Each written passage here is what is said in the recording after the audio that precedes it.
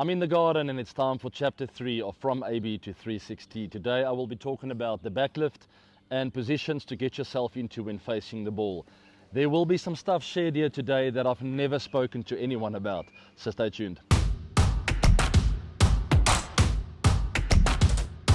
Your backlift is crucially important for various reasons, but the main reasons why I feel it's important is to get your bat in the right plane of the line of the delivery. All right, you never want to play across the ball. You don't ultimately want to end up playing the wrong line. The other reason for the backlift is to create power or to have a steady base where you can have the option for a power shot. So these are the things that worked for me that are really important in order to get the right plane. Plane talking about the line that your willow comes down to play the delivery. Back in the day when I was 18, 19, 20 years old, I tended to take the willow behind my back, which made me drive with a skew blade. If you can see that, it's angled. That was purely because I didn't have my bat in the right place. Obviously, you're trying to keep your eye on the ball, so I would never really look behind me. And I didn't pick up that with a point of release, my blade would go behind my back, and I tried to drive like that, which ended up leaving a gap between bat and my pad. I got out bowled and LBW very often. If you are one of those guys, maybe just have a look at your blade at the back before you bat and make sure you keep it out to first or second slip. Should be pointing more or less there. Someone like Hashim Amla was a lot more extreme. He would take his bat completely out to point.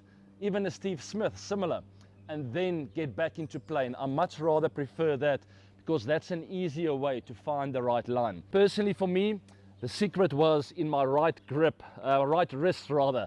I would always enjoy feeling my right wrist on my hip, and that got it into a very consistent position in order for me. See, I don't even have to look back. I know my bat is pointing to first or second slip by purely just keeping this right hand on my hip. That is tip number one. Make sure your hands are close to your body, not too tight. You don't want to be intense. You want to still be relaxed, but look at that. Just by putting this right hand on my hip right there, almost got my bat always in the perfect position, pointing at first slip.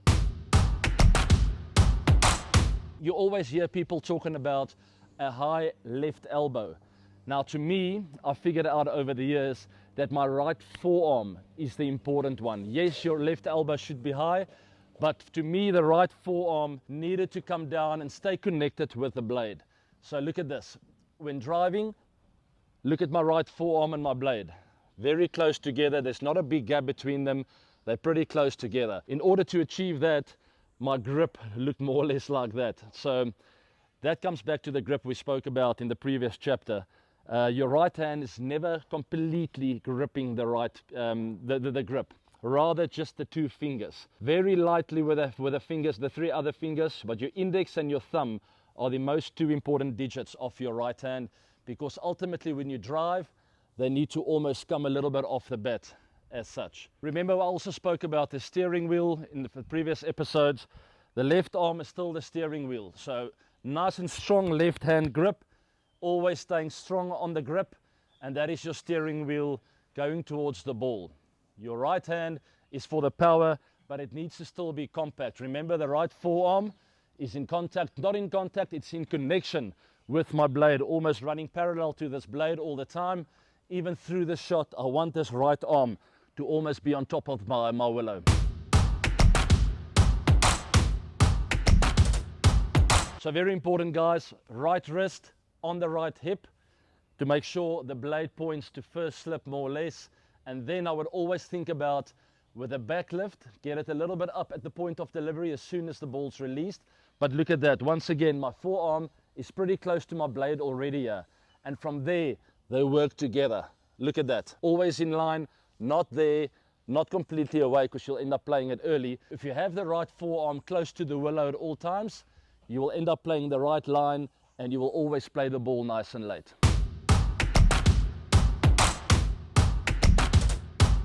Doesn't matter the line of the ball, you always want this right forearm to work with your willow and to stay in contact with it. Even if you're driving outside off, you want this right arm to almost be on the blade. Look at the kind of positions I get into when I focus on that. The minute you start leaving that right forearm, that's where you start getting yourself into trouble. You start finding the edge, ball start beating you on the inside. because there's no connection between your forearm and the blade. You always want your right forearm to operate with the blade. You'll see Virat Kohli doing this really well. Sometimes he's naughty of pushing at it a little bit outside off. This forearm loses connection with the blade, and that's where you sometimes nick off. Lots of other players struggle with that as well. But if you keep it connected to the blade, your right forearm, you'll always get into those kind of positions. Playing it nice and late, you see the angle of my bat is more or less at 45 degrees, which means the ball's going down into the ground. It's a very strong position to be from, even if you want to do power hitting. So if you're looking for power, sometimes you will release the willow, but remember the basics still stay the same. You still want this right forearm close to the willow, but keeping it compact just before contact, and then you can release, trying to hit the big shots. But always people talk about staying in shape and not playing the ball too early, even if you're trying to do boundary hitting. But you still got to do these basics well. Keep that forearm close to the blade, head nice and upright, and at the point of contact, that's where you want to still be in shape, and then you can release and open up these hips to look for a little bit of power. You have to do the basics well first, even with every delivery, even when looking for big shots.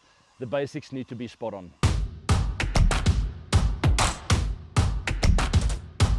I used to have a little bit of a trigger with my bat as well. So my right wrist I would put on my hip, bat in place, pointing at first slip. I would always have a little bit of a bounce with my blade, because right at the point of delivery, after I've done my trigger movement, which gets me into a good strong position, I'm dead still at the point of delivery.